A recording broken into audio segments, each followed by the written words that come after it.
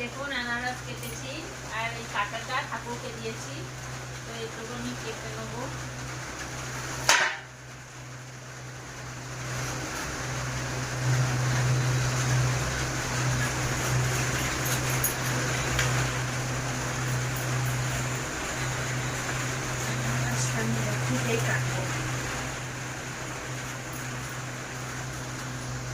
চোখগুলো আছে এগুলো সব আমি কেটে কেটে বাদ দিয়ে দেবো। এই আলু ছোলা দিয়ে আমি চোখগুলো সব তুলে নেবো এরকম করে। আলু ছোলা, এই আলু ছোলা দিয়ে কত সুন্দর চোখগুলো উপরে যাচ্ছে দেখুন। এই দেখুন চোখগুলো সব উপরে দেবো আমি, ছোটো পিস করে কেটে নেবো। দেখুন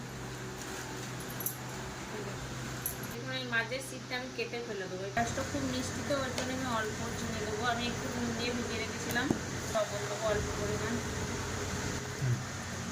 কোনো গর্ভবতী মহিলা এই আনারসটা খাবেন না, আনারস খেলে বাচ্চা ক্ষতি হতে পারে।